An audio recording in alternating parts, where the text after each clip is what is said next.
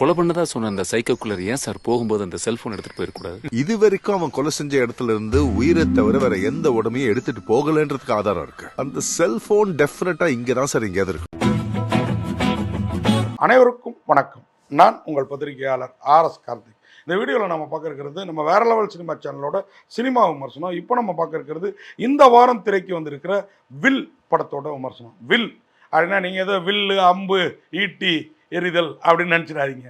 இது வில்னா இந்த பெரிய செல்வந்தர்கள் தங்களுக்கு இஷ்டமானவர்களுக்கு சொத்தை தன்னுடைய வாரிசுகளுக்கெல்லாம் தெரியாமல் எழுதி வச்சுட்டு தன்னுடைய இறப்புக்கு அப்புறம் அந்த சொத்து சம்மந்தப்பட்டவங்களுக்கு வக்கீல் மூலயமா போய் சேரும் இல்லைங்களா. அந்த மாதிரி ஒரு பெரிய மனிதர் ஒரு பெண்ணுக்கு எழுதி கொடுத்த விஷயந்தாங்க வில்லுங்கிற டைட்டிலுக்கு காரணம். நமக்கு கதை ஆரம்பிக்கிறப்போ இதெல்லாம் புரியல. ஓப்பனிங்கே நீதிமன்றம் சீனு. நீதிமன்றத்தில் அழகான நீதிபதியாக சோனியா அகர்வால் அம்சமாக உட்காந்து அழகான ஆங்கிலத்தில் அப்புறம் செக்ஷன் அப்படின்ட்டு கேட்குறாங்க. நமக்கு வேறு லெவலில் இருக்குது. ஐட்டம் நம்பர் 1 அப்படின்ட்டு நீதிமன்றத்தில் ஆரம்பித்தா என்னடா அது ஐட்டங்கிறாங்களே அப்படின்னு சில பேருக்கு புரியாமல் இருக்குது. இதுவும் ஒரு ஐட்டமான ஒரு கதை தான், ஆனால் அம்சமான கதைங்க. என்ன அப்படின்னு பார்த்தீங்கன்னா, ஒரு பொண்ணு ஐட்டமான கதை, ஆனால் அம்சமான கதை. யாருக்காக அந்த பொண்ணு ஐட்டம் ஆகுது, எதுக்காக ஐட்டம் ஆகுது அப்படின்னு பார்த்தீங்கன்னா நமக்கு அதிர்ச்சி ஆகுது. ஏன்னா நம்மளும் பெண் பிள்ளைய பற்ற தந்தையாக இன்றைக்கி இருக்கிறோம் இல்லைங்களா. அதனால் சொல்கிறேன் நான். என்ன கதை அப்படின்னு பார்த்தீங்கன்னா, அந்த நீதிமன்றத்தில் சோனியா அகர்வால் முன்னாடி ஒரு அபலை பெண் நிற்கிறா. இவ பேரில் தான் அந்த பெரும் செல்வந்தர் சென்னையில் இருக்கிற வீட்டை எழுதி வச்சுட்டாரு. அதாவது முன்னாள் ஆந்திரா கிளப் பிரசிடென்ட் அப்படின்னு சொல்லி ஒரு பொண்ணை அவங்க வாரிசுங்கள்லாம் நிறுத்தி வச்சுருக்காங்க. அவள் வேணான்னு சொல்கிறா, அவள் கையெழுத்து போட்டு போகிறா, அந்த வில் பவரை முடிச்சுக்கலாம் அப்படின்னா இல்லை அப்படின்ட்டு நிற்கிது அந்த பொண்ணு. ஏன் அப்படின்னு பார்த்தீங்கன்னா, அந்த பொண்ணு ஆள் மாறாட்டமாக அங்கே வந்திருக்குன்னு சோனியா அகர்வாலுக்கு படுது. யார் உண்மையான அந்த பெண்? ஒரு பேர் ஏதோ ஒன்று சொல்கிறாங்க. அந்த இளம் பெண் யாருன்னு கண்டுபிடிங்க. ஹைகோர்ட் எஸ்ஐ போலீஸ் எங்கே இருக்குது, ஒரு போலீஸ் அழைச்சிட்டு வாங்க அப்படின்னா எஸ்ஐ அங்கே அழகாக பேட்மிண்டன் விளையாண்டுட்டு இருக்காரு. யாரா எஸ்ஐன்னு பார்த்தீங்கன்னா நம்ம விக்ராந்த். அவர் ஹைகோர்ட்டுக்குன்னே தனியாக இந்த மாதிரி ஷட்டில் கோர்ட்லாம் இருக்கும் இல்லைங்களா, அங்கே விளையாண்டுட்டு இருக்காரு. இந்த மாதிரி அம்மா அவங்கள கூப்பிட்டு வர சொன்னாங்க, நீதிபதி அம்மா. நான் எந்த கோர்ட்டில் அப்படின்னா இத்தனாவது டிவிஷன் கோர்ட்லேருந்து உங்களை கூப்பிட்றாங்க அப்படின்னா அவர் அங்கே போகிறாரு. போனால் இந்த மாதிரி எனக்கு இந்த வில்லுக்காக வந்திருக்கிற பெண் மேலே சந்தேகமாக இருக்குது. உண்மையாக அந்த பெண் யார், அந்த பேரில் இருக்கிற பெண் யார் அப்படின்னு பார்த்துட்டு எனக்கு சொல்லுங்கள் அப்படின்றாருங்க. அப்படியா அப்படின்னோன்னா அதுக்கான டீட்டெயிலெலாம் கேட்குறாரு. இந்த மாதிரி இந்த அட்ரஸில் அவங்க இருந்ததாக தகவல் வந்திருக்குது, அங்கே விசாரிங்க அப்படின்னா அங்கே போனால் என் பொண்ணு கல்யாணம் ஆகி அவள் கோத்தகிரியில் செட்டில்டாக இருக்காங்க அப்படின்னோடனே இவர் கோத்தகிரி கிளம்புறாரு. போனால் அங்கே ஒரு இளம் பெண் அங்கே ஒரு குடும்பத்தில் வாக்கப்பட்டிருக்கிறாரு. அவள் புருஷன் குடிச்சிட்டு ஹோமோசெக்ஸில் இருக்கிறான். ஹே அப்படின்னு சொல்கிறோம் இல்லைங்களா, அந்த மாதிரி இருக்கிறான். அவங்க அப்பா திட்டிகிட்டு இருக்காரு. யாருன்னு பார்த்தீங்கன்னா நம்ம WY ராமனா, அவர் தான் அவங்க பொண்ணு கூட வித்யுலேகா ராமன். அவங்க கல்யாணம் ஆகிலாம் போயிட்டாங்க, காமெடியெலாம் நடித்தாங்க இல்லையா. அவர் மருமகளை நீ கொடுக்குற இடம்தாம்மா, உன்னை கட்டி வச்சாது அவன் திருந்துவான்னு பார்த்தா நீயும் அவனை திருந்த விடலை, அவனும் திருந்துற மாதிரி தெரியலம்மா. காலையில் 12 மணிக்கு ஆஃபீஸ் போயிடுறாரு, நைட்டு 10:30 மணிக்கு தான் வருவார், 10 மணிக்கு தான் ஆஃபீஸ் முடியும். ஆனால் என்ன தடா பேசுகிறாருன்னு பார்த்தா ஒயின் ஷாப்பை சொல்லிட்டு இருக்காரு. கடமை போனால் நைட்டு ஒயின் ஷாப்பில் இருக்க 2 பசங்களை கூப்பிட்டு வந்துட்டு வீட்டில் கும்மாளம் அடிக்கிறாரு. பொண்டாட்டிங்கிற பெண் அப்படின்னாலே அவருக்கு பிடிக்க மாட்டேங்குது அப்படிங்கிற லெவலில் ஒருத்தனுக்கு கல்யாணம் பண்ணி வச்சுருக்கிறாரு. அதனால் இவர் எப்படியாவது நீ திருத்திடுவேன்னு பார்த்தா அப்படி இருக்கிறானேம்மா அப்படின்றாரு. இப்போது இவர் உன்னை தேடி ஏதோ உன் பேரில் யாரோ வில்லு எழுதி வச்சுருக்காங்களா, உன்னை தேடி எஸ்ஐ வந்திருக்கிறாரம்மா, வர சொல்லியிருக்கம்மா, நாளைக்கு வரார் அப்படின்னா அந்த பெண் யார் என்னன்னு பார்த்தா அந்த பெண்ணுக்கு மட்டும் விஷயம் புரியுது. நமக்கு என்னடா இது ஒரு வினோதமான உலகமாக இருக்கே அப்படின்னு பார்த்தீங்கன்னா, அந்த பெண்ணை கூப்பிட்டுக்கிட்டு சென்னை கோர்ட்டுக்கு வராரு. கோத்தகிரியிலேருந்து கார் ஓட்டுறாங்க. இந்த பெண் காட்சி ஒன்று எப்படி தனக்கு அந்த பெரிய மனிதர் அந்த சொத்தை எழுதி வச்சாருன்னு விவரிக்கிறாங்க. பார்த்தீங்கன்னா 52 வயது பெரிய மனிதர், ஆந்திரா கிளப்போட எக்ஸ் பிரசிடென்ட் அப்படின்றாங்க. இந்த கதையில் சம்மந்தப்பட்டிருக்கிறது ஒரு ஆந்திராவுக்கும் தமிழகத்துக்கும் சேர்ந்த ஒரு அரசியல்வாதி.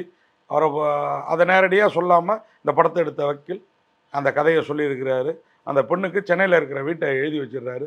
அந்த பெண் ஒரிஜினல் பொண்ணை கூப்பிட்டு வந்தோன்னா அந்த பெண் அந்த வீடை ஏற்றுக்கிட்டாலா என்ன, அவங்க குடும்பத்துக்கு பெரிய இடியாக இருக்குது இந்த பெண் இப்படி பண்ணியிருக்கிறா அப்படிங்கிறது. ஆனால் இந்த பெண் பண்ணதுக்கு ஒரு ரீசன் இருக்குது. அவங்க அப்பா ஒரு இக்கட்டான சூழ்நிலையில் 7 லட்சம் பணத்துக்காக ஆஃபீஸை விட்டு துரத்தப்படுறாரு. அந்த பணத்தை கொடுக்க வேண்டியிருக்குது. கடனாக தான் ஃப்ரெண்டுக்கிட்ட கேட்டு போகிற ஒரு பெண்ணை வசதியாக நினச்சி இவளை இந்த இடத்துக்கு கொண்டு விடுறா. அந்த பெரிய மனிதரோட லிங்க் ஏற்படுது. அந்த பெரிய மனிதர், அம்மா நான் இப்போல்லாம் ஃபைனான்ஸ் கொடுக்கறது இல்லைம்மா, ஒன்லி பெண்களுக்கு மட்டும்தான் கொடுப்போம், அதுவும் நீ கேட்குறங்கிறனால 50,000 60,000 தான். லாஸ்ட்டாக ஒரு பொண்ணுக்கு 70,000 கொடுத்தேன், இவளுக்கு வேணா 70,000க்கு பதிலாக 1,00,000 தரேங்கிறாரு. உள்ளே போகிறாங்க. இந்த பெண்ணை அவருக்கு ரொம்ப பிடிச்சி போயிடுது. உனக்கு இது ஃபஸ்ட் அட்டம்ப்டான்னு கேட்குறாரு. ஆமான்றா. இவளோட பாய் ஃப்ரெண்டும் பணம்னு கேட்டோன்னே ஒரு மினிஸ்டரோட பையன் ஓடி போயிடுறான், காரை விட்டு இறக்கி விட்டு ஓடி போயிடுறான். இப்போ இவளுக்கு வேறு வழி இல்லை. இவள் உள்ளே போயிட்டு வெளில வந்தால் அவருக்கு ஒரு செட்டில்மெண்ட் போனால் 6 லட்ச ரூபா வருது. இந்தாம்மா உன் வேலையில் எனக்கு ரொம்ப திருப்தி அப்படின்னு சொல்லாமல் அந்த 6 லட்சத்தை தூக்கி கொடுக்குறாரு. அப்பாட்ட கொண்டு வந்து கொடுக்குறா. தான் என்ன காரியம் பண்ணிட்டு வந்தோங்கிறதே காட்டிக்காமல் வீட்டுக்குள்ளார போய் குளிச்சு கிழிச்சு முழுகிட்டு புது மனுஷியாக அப்பாட்ட வந்து கொடுக்குறா. ஒரு வாரம் கழித்து அவருக்கு பிஎஃப் இஎஸ்ஐ அந்த இதெல்லாம் வந்துடுது, ப்ராவிடென்ட் ஃபண்டு எல்லாம் வந்துடுது. அவர் பொண்ணுக்கிட்ட வந்து உன் கடனை கொண்டு போய் கொடுமான்னா கொண்டு வந்து கொடுக்குறா. இந்த 6 லட்சத்தை நீயே வச்சுக்குமா, கூடவே இந்த பில்டிங்கும் வச்சுக்குமான்னு சொல்லாமல் அப்படி எழுதின வில்லு தான் அது. இந்த பொண்ணு எனக்கு இந்த வீடு இப்போ வேணாம், ஆனால் அவரோட வாரிசுக்கு இந்த வீடு வேணும்னு பூகம்பத்தை கலப்புறா. அந்த பெரிய மனுஷன் செத்து போயிருக்கிறாரு. அவரோட 2 பிள்ளைங்க யாரா 3ஆவதா ஒரு வாரிசுன்னு பார்த்தீங்கன்னா ஒரு குழந்தைய தூக்கிட்டு வராங்க.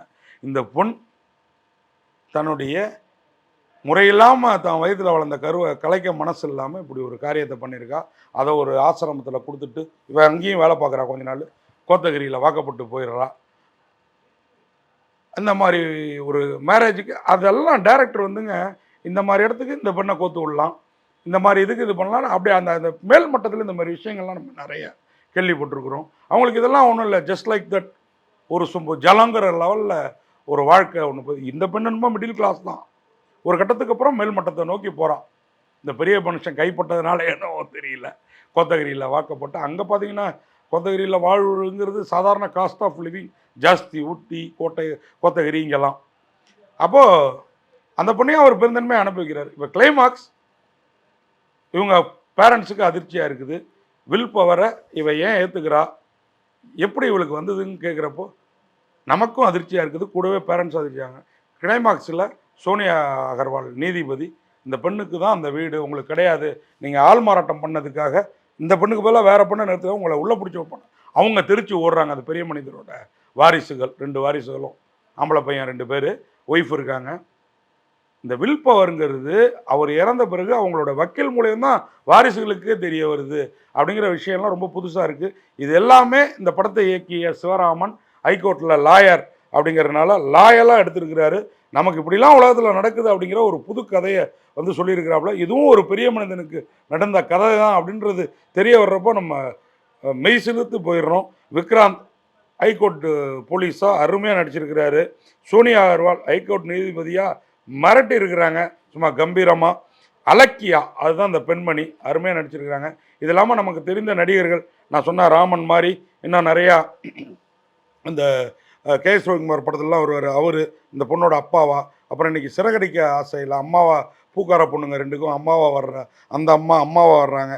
வேறு லெவலில் இருக்குது இந்த படத்தில். இன்னும் நிறைய தெரிந்த நட்சத்திரங்கள், ஆனால் தெரியாத கதை, புதுமையான ஒரு கதை, புதுசாக இருக்குது.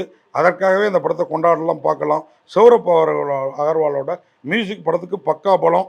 அவருக்கு பாட்டு எழுதி கொடுத்துருக்கிற கலைக்குமார்லாம் இதில் பாட்டு எழுதியிருக்கிறாரு அப்படின்னா, கலைக்குமார்லாம் வந்ததெல்லாம் வாரி போட்டு பாட்டு எழுதுகிறவர் இல்லை. அவர் வந்து ஒரு உதவி இயக்குனரும் கூட. பிரமாதமாக இந்த படம் வர்றதுக்கும் அவரும் உதவி புரிஞ்சதாக இந்த படத்தோட இயக்குனர் சிவராமன் சொன்னார். அந்த பெருந்தன்மைக்காகவே இந்த மாதிரி படங்கள் வந்து ஓடணும். சிவராமன் உண்மையாகவே நல்ல ஒரு படத்தை கொடுத்துருக்கிறாரு. இந்த படத்தை வந்து ஃபுட் ஸ்டெப்ஸ் ப்ரொடக்ஷன் பேனரில் உருவாகி இருக்குது. கோத்தாரி மெட்ராஸ் இன்டர்நேஷ்னல் லிமிட்டடும் இணை தயாரிப்பு பண்ணியிருக்கிறாங்க. டிஎஸ் பிரசன்னாவோட ஒளிப்பதிவு. கோத்தகிரியோட அழகெல்லாம் அவ்வளோ பிரமாதம். கோத்தகிரியிலேருந்து காரில் வர்றப்பே தன்னுடைய கதையை இந்த போலீஸ் ஆஃபீஸர்கிட்ட வந்து விக்ராந்த்கிட்ட வந்து அந்த பொண்ணு அலக்கியா வந்து சொல்லுவாங்க. அது வந்து நமக்கு வந்து புதுசாக இருக்குது. ஆனால் இப்படிலாம் உலகத்தில் நடக்குதுங்கிறத தெரிஞ்சுக்கிறதுக்காக நீங்கள் இந்த படத்தை பார்க்கணும். கலை இயக்குனரோட மணியோட கலை இயக்கத்தில் இந்த வீடு, அந்த செட்டப், கோர்ட்டு செட்டப்லாம் அருமையாக இருக்குது. அதுமாதிரி பாடலாசிரியர் கலைக்குமார், திருப்பி சொல்கிறேன்ல, மாண்டேஜ் சாங் ஆகட்டும் மற்றதாகட்டும் மனசில் அப்படியே உள்ளார போகுதுங்க படத்தில். இந்த படம் பார்த்துட்டு இருக்கப்போ உண்மையாகவே டெஸ்லா டெஸ்ட் ட்ரைவ் பண்ணான்னு இன்றைக்கி டெஸ்லா கார் வந்து அவ்வளோ ஃபேமஸாக இருக்குது. அந்த பாட்டை அப்போவே எழுதியிருக்கிறார் அவர். அது மாதிரி திருட்டும் பண்ணிட்டு போலீஸ் மீது கை வைக்கிறேன்னா ஆக்ஷன் சீக்வன்ஸும் இருக்குது விக்ராந்துக்கு. அந்த பெரிய மனுஷரோட வீடு தேடி அவங்க அப்பாவை பற்றி விசாரிக்க போகிறப்போ அவங்க அடித்து போட பார்ப்பாங்க ஆட்களோட. விக்ராந்த் அவங்கள அடித்து போட்டு வருவார். வேற லெவலுங்க. மொத்தத்தில் இந்த படம் அப்படி இப்படி எப்படியோ உங்கள் மனசை வந்து கவர்ந்துடும். அதுமாதிரி சுவாமிநாதன் அவர் தான் இந்த வரதராஜனுங்கிற அந்த கேரக்டர் வேலை பார்க்குற ஆஃபீஸராக இருப்பார். அவர் தான் நண்பனுக்காக ஊழல் பண்ணல இவருங்கிறது தெரிஞ்சுக்கிட்டு ஒரு போலீஸ் பாய்ஸ் ராஜன் தான் வந்து இவரை விசாரிக்கிற இன்வெஸ்டிகேஷன் ஆஃபீஸர். தனியாக வீட்டுக்கு நடுராத்திரியில் வருவாங்க. நம்மலாம் ஒரு ப்ரைவேட் கம்பெனிலாம் பெரிய மனிதர்களோட ப்ரைவேட் கம்பெனிலாம் வேலை பார்த்தோம்னா நம்ம சின்னதாக ஒரு தவறு பண்ணிட்டோம், தவறே பண்ணாத தவறு கூட நடுராத்திரி ரைடு வர்றதுலாம் ரொம்ப புதுசாக இருந்தது. இவர் தவறே பண்ணல, ஆனால் 7 கோடி ரூபா கையாடல் பண்ணவன்ட்ட கடனாக 7 லட்ச ரூபா வாங்கினது தான் இந்த படத்தில் பிரச்சனை. அப்படிங்கிறப்போ அதுக்காக பொண்ணு உதவி பண்ணுறது, இப்படி ஒரு பெரிய மனுஷன்ட்ட போனது பார்த்தலாம். இப்படிலாம் உலகத்தில் நடக்குமா அப்படின்னா அப்படிலாம் நடக்குது அப்படிங்கிறத சொல்லியிருக்கிறது தான் இந்த வில் படம். உண்மையாகவே சிவராமன் உண்மையாகவே வேற லெவல் ஒரு படத்தை கொடுத்துருக்கிறாரு. வில் மாதிரி படங்கள் வெல் அப்படின்னு நம்ம பாராட்டுறோம். அது தில்லா ரசிகர்கள் உங்களோட ஏகோபித்த ஆதரவில் வெல்லணும். புதுமுகங்கள் விக்ராந்த், சோனியா அகர்வால் இவங்க தான் இருக்காங்க அப்படின்னு நினைக்காதீங்க. இந்த படத்துக்கெல்லாம் ஆதரவு கொடுங்க. வில் வெல்லட்டும், உலகம் கொண்டாடட்டும். இந்த மாதிரி உலகத்தில் நடக்குது பெரிய மனிதர்கள் வாழ்க்கையில் அப்படிங்கிறது உலகத்துக்கு தெரியட்டும் அப்படின்னு சொல்லி விடைபெறேன். நன்றி, வணக்கம்.